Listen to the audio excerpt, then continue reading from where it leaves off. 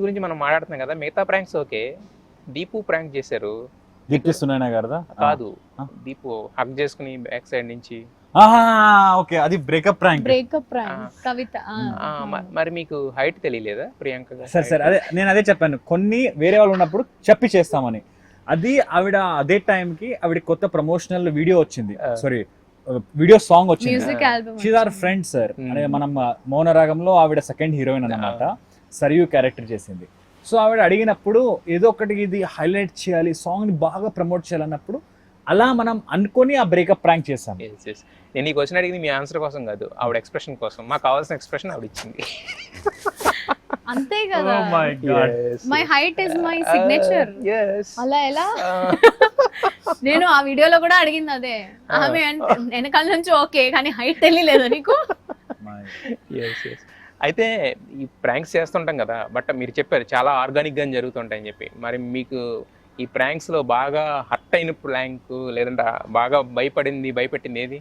Sir నాకైతే మన tasty Teja గారి ప్రాంక్, ఎందుకంటే ఆ ప్రాంక్ చేశాక ఆయన ఎన్నో న్యూస్ ఛానల్ నుంచి ఫోన్ కాల్స్ వచ్చాయంట.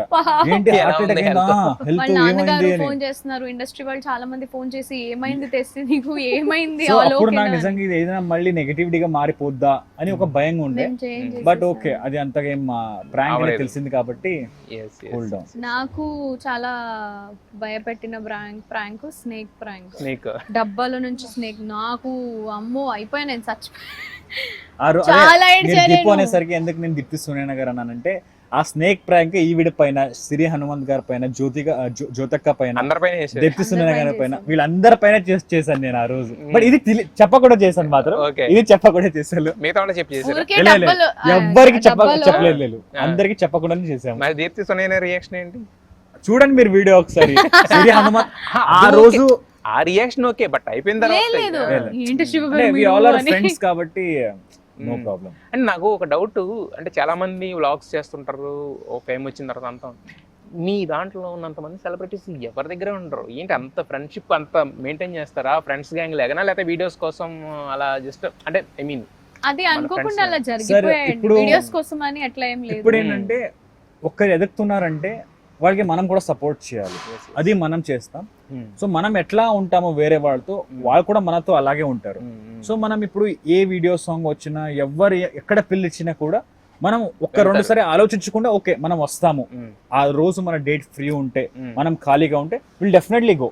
సో అదే విధంగా వాళ్ళు కూడా మనం పిలిస్తే వస్తారు. అదే. సో అలా ఇది ఒకరినొకరిని అండర్స్టాండ్ చేసి ఒకరినొకరి గ్రో చేయడంలో ఏం ఉన్నాం లేదు, అంతే. ఇండస్ట్రీలో ఇప్పుడు మీకు తెలిసిన కాంపిటీషన్ ఇప్పుడు పెరిగిపోతూనే ఉంటుంది అవును. తప్ప తగ్గట్లేదు. కాంపిటీషన్ పెరుగుతున్న కొద్దీ మనకి అందరికి సక్సెస్ అనేది కావాలి. And I respect everybody who's working in this industry. Very hard.